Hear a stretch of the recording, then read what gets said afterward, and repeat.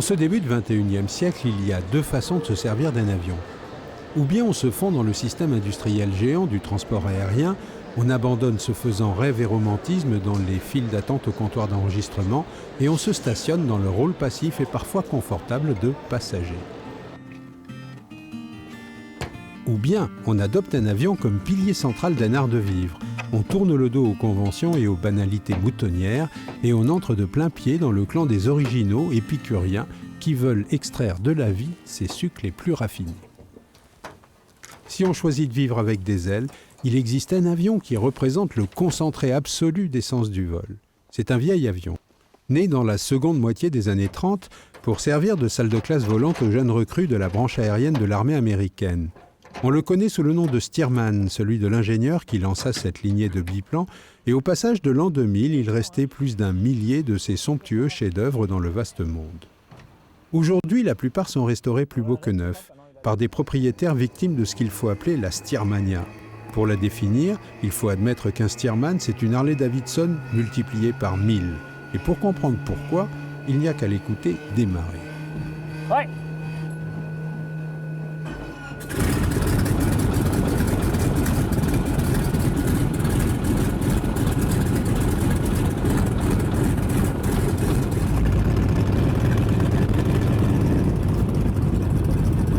Les vrais Stearman sont toujours jaunes et bleus, ces couleurs contrastées et voyantes choisies dans les années 30 et 40, alors que des milliers de ces avions tournaient dans le ciel surpeuplé des écoles de pilotage américaines, embarqués pour cause de guerre dans le plus vaste programme de formation de pilotes jamais vu.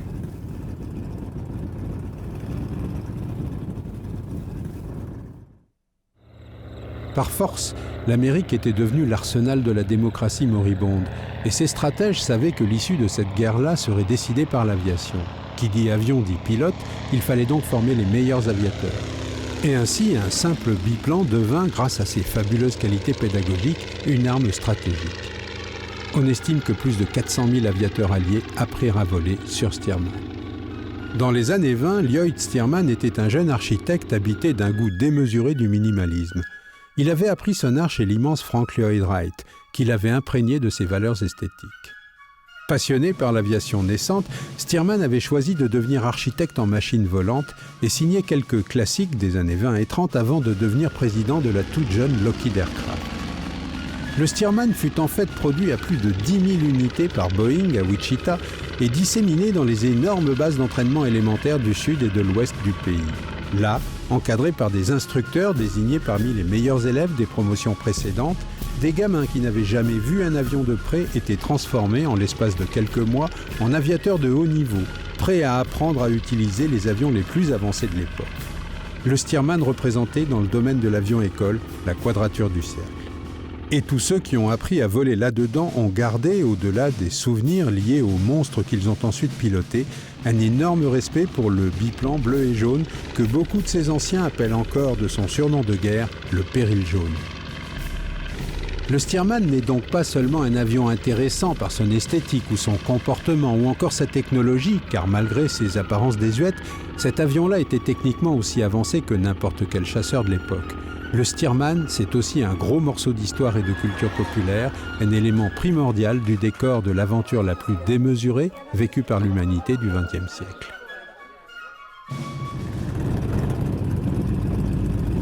Celui qui, aujourd'hui, a choisi d'adopter un Stearman va donc très au-delà de la seule relation classique entre un humain et un avion. Antoine Chabert a décidé, après avoir beaucoup rêvé et beaucoup compté, de se faire conservateur de Stearman plutôt que propriétaire d'avion. Et la différence est de taille.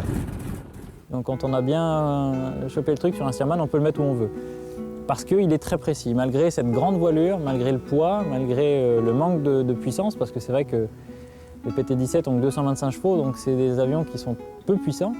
Mais c'est des avions quand même qui sont tellement précis qu'on peut en faire ce qu'on veut. C'est des avions comme on en faisait beaucoup dans les années 30 et 40. Si on sait ce qu'on veut faire, on y arrive toujours avec ce genre d'avion. Donc c'est un avion qui est fait pour être piloté de derrière. De devant, il est très désagréable parce qu'on est juste au centre de poussée de l'aile et on ne le sent pas trop quand on est à l'avant. Donc c'est vraiment un avion qui est très agréable piloté de l'arrière. Puis en plus, on voit pratiquement pas, on voit tellement peu devant que qu'il y ait un passager devant ou qu'il n'y ait pas de passager devant, ça change absolument rien. Ouais, c'est un gros joujou.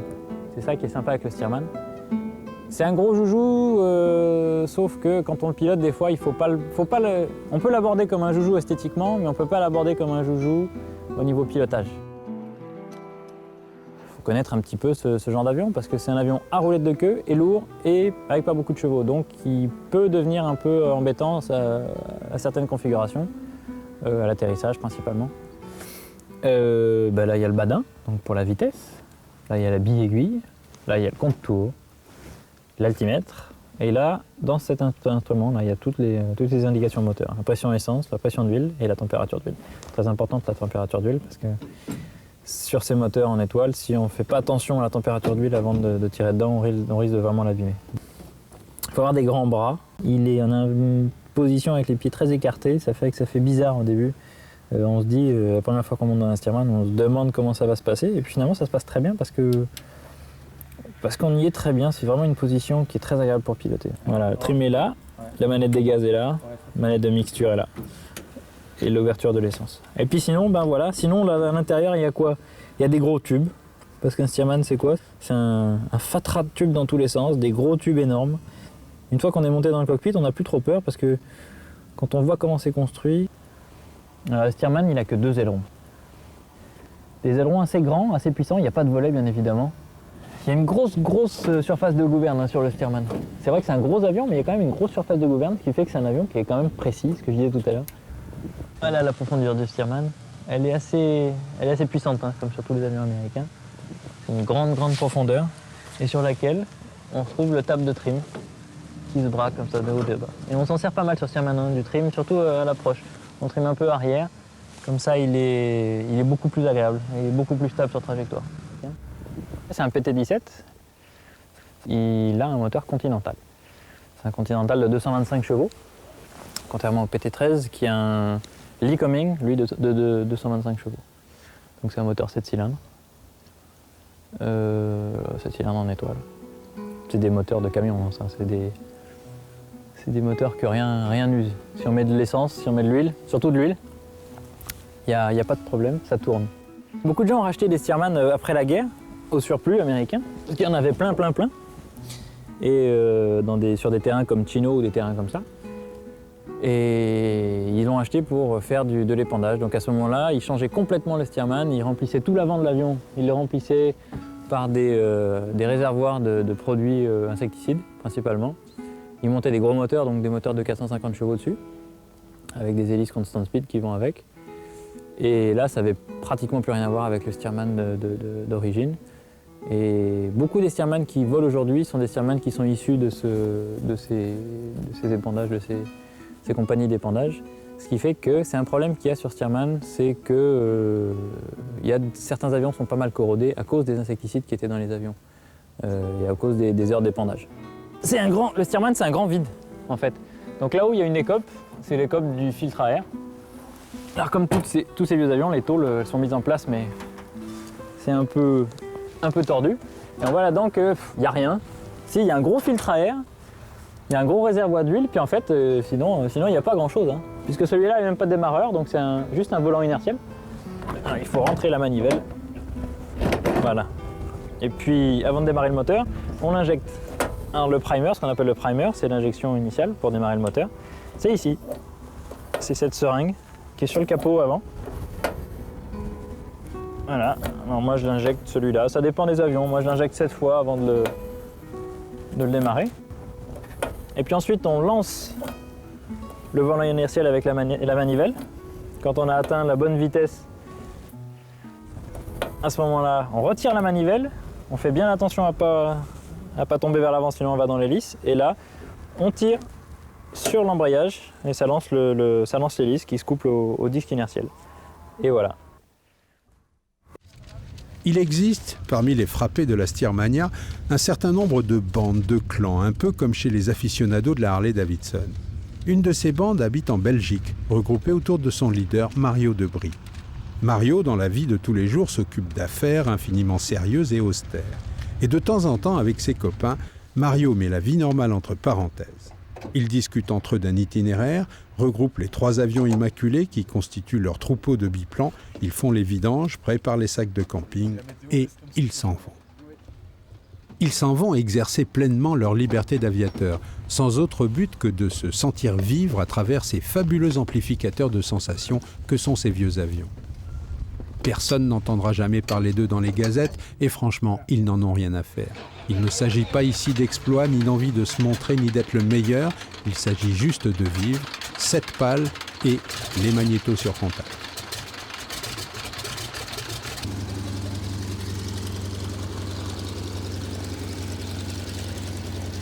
L'an 2000 est passé, le monde devient de plus en plus virtuel et 3 Stearman, 2 modèles standards, plus l'avion tout jaune de Mario équipé d'un gros moteur de 450 chevaux, quittent le sud de la Belgique pour un vagabondage aérien du côté du sud de la France, d'abord en descendant le Rhône.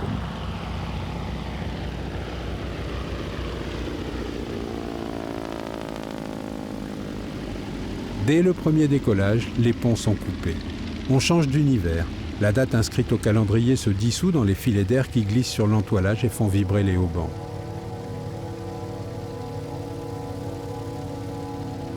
La seule chose qui compte une fois en l'air, c'est l'instant présent.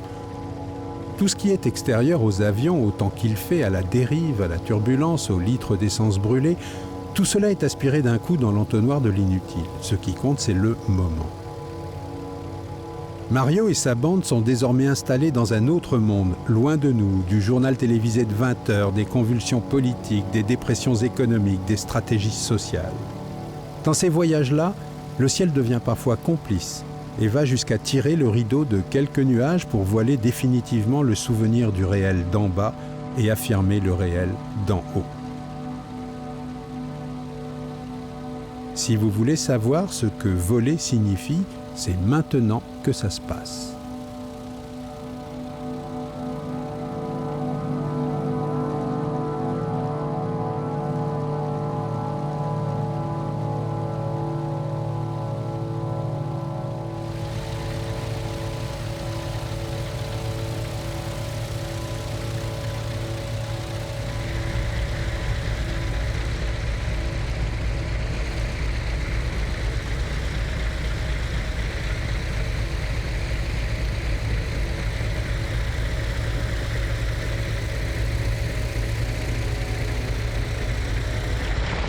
Vous êtes pilote de Stearman et donc vous savez que chaque vol contient un moment de vérité, additionné d'une obligation de résultat.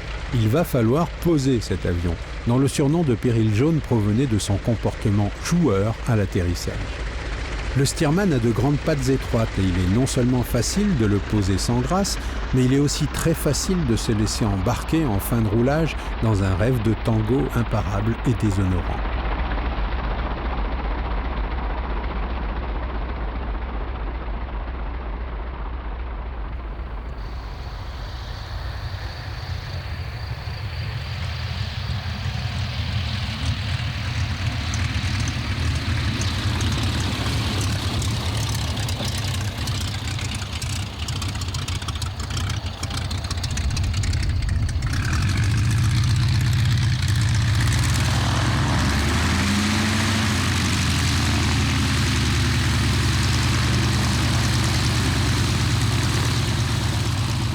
Dans les années 20 et 30, le ciel des États-Unis était sillonné par une population de marginaux, poètes, mécaniciens, bohémiens volants, qu'on surnommait les barnstormers parce qu'ils avaient pour coutume de faire du rase-motte sur les granges à foin.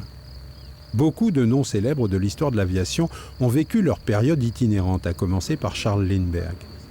La plupart volaient sur des biplans des surplus de l'armée et leur aventure collective est devenue légendaire.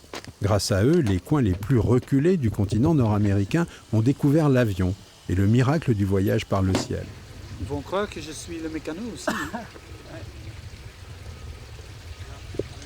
Petit à petit, les barnstormers sont entrés dans la légende. Et dans les années 70, un pilote écrivain de très grand talent, Richard Bach, a ravivé la légende avec 2 bouquins devenus des best-sellers, Biplane et Le Messie récalcitrant. Dans Biplane, Richard racontait son errance à travers les États-Unis, ses escales improvisées, ses rencontres fortuites, ses amitiés accidentelles, ses pannes et ses météos pourries, et aussi sa découverte d'un monde immense mais peuplé de braves gens et plein d'humanité. Et tu retombes vers Carpentras, direct. Ça t'évite de passer... Mario et sa bande ne sont rien d'autre que des barnstormers du XXIe siècle. Et leur monde et toujours immense. C'est ça, la magie du Stearman.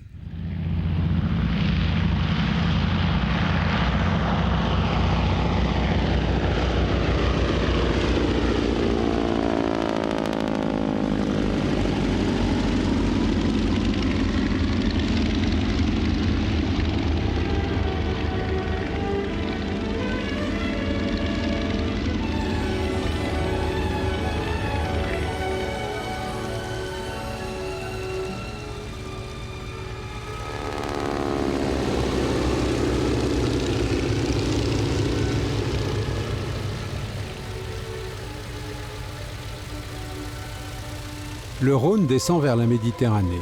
Et pas loin du Rhône, aux limites de la Provence, se trouve une base de chasse prestigieuse, Orange. Là habitent des dizaines de Mirage 2000 pilotés par des jeunes gens pour qui un Stearman est assimilé aux créatures de Jurassic Park.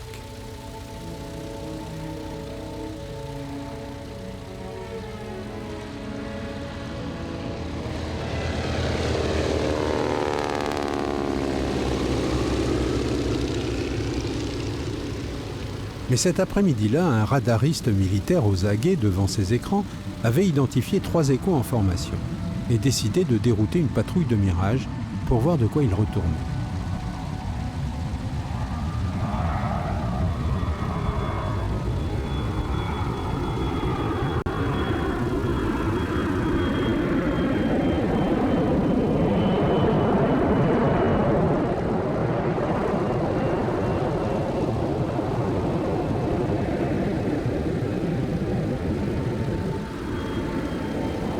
Et alors apparut comme une déchirure dans l'espace-temps, Mirage 2000 et Stearman volant de conserve, avec même un biplan se lançant bravement durant un instant à la poursuite d'un delta bisonique.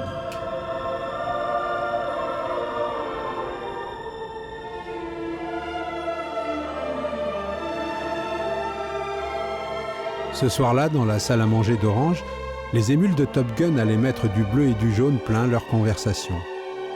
Et la bande à Mario savourait cette petite aventure d'un instant, semblable à celle vécue par Richard Bach et par tous les vagabonds du ciel, et complètement surréaliste pour un bipède terrien standard.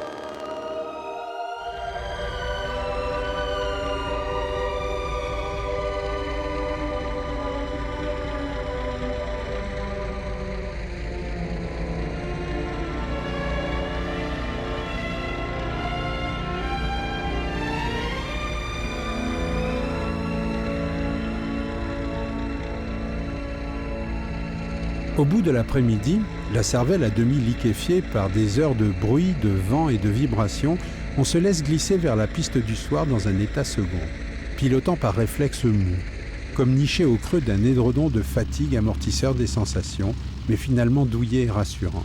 D'avance, on aime cette soirée.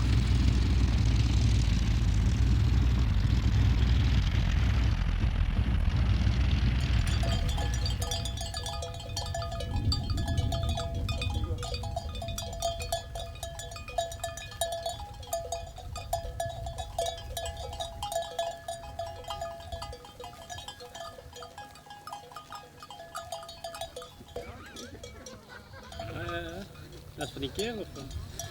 Dat is goed. Dat is een goed ding. Dans le carton.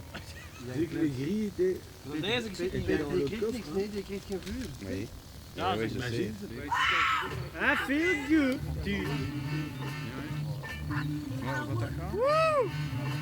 Als er wat drie keer dan klappen, ga je echt niet goed zijn, dan kan de flit blijven.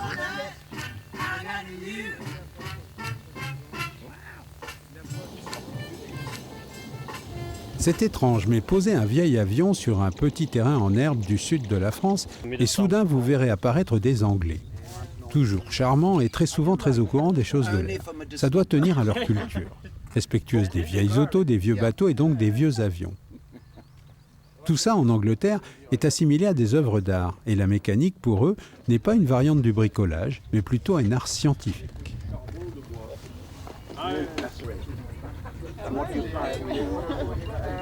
Maintenant, on va savoir si ça dépend de la radio ou pas, puisque j'en ai mis une autre qui est exactement la même. Un art scientifique qui justifie un vol d'essai d'une radio douteuse, parce que c'est trop bon de faire le tour du domaine d'un soir et parce qu'il n'y a pas de mal à se faire l'idée.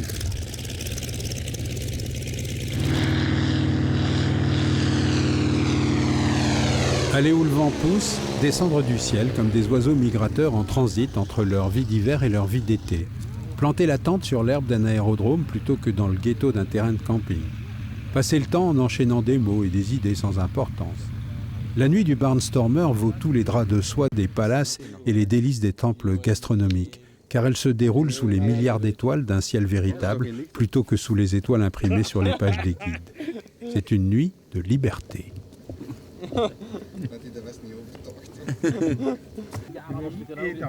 Ne me marche pas dessus, ne pète pas dans ma trompe.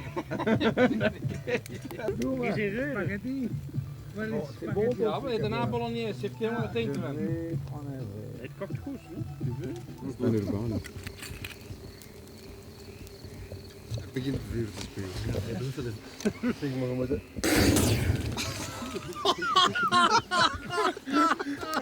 Elle pleure comme pleurent des enfants.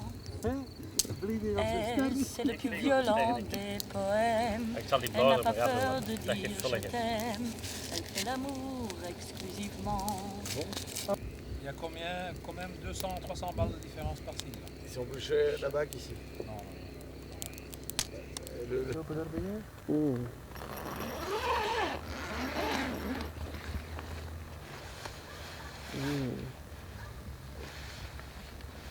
Zeg, Twan. Là-bas, la kijk. 90 graden rechts. Of 45, voilà, het is goed.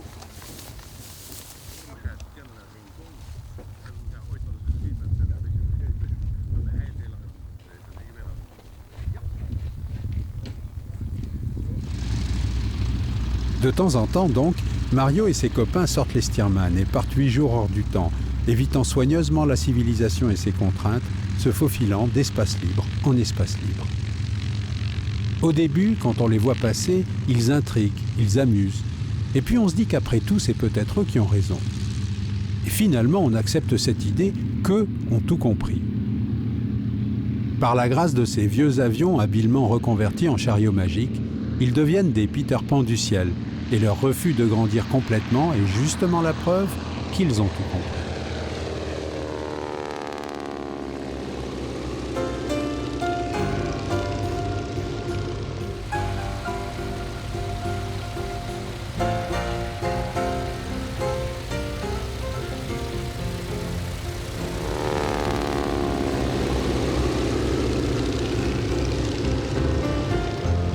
Sitting round, making rhymes, while thinking about the good old times. Guess I'm due for something new. I think I'll fall back in love with you. Looking up, but feeling down, hanging round this same old town, doing things like I used to do, like falling back in love with you. 'Cause you got the power to make me do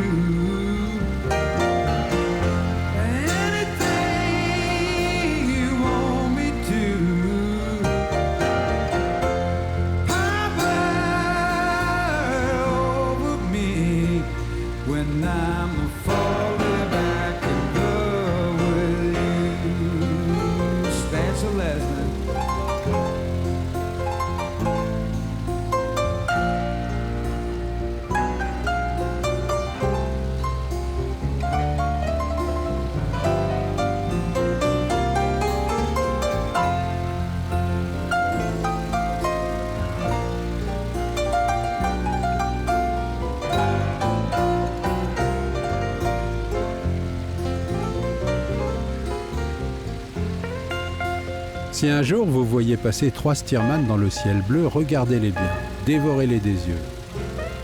Et rêvez très fort, rêvez jusqu'à franchir le pas et partir à votre tour à la recherche de votre bonheur à 2 ailes jaunes encadrant un fuselage bleu. Mais je vous préviens, il faut vraiment, vraiment rêver très fort. Après, tout devient facile.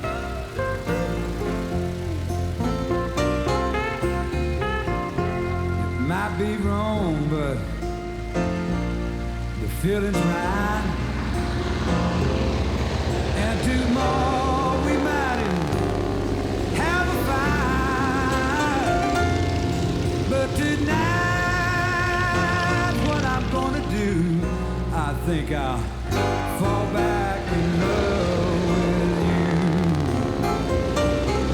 You got the power to make me do anything you want me to. Anything you want me to.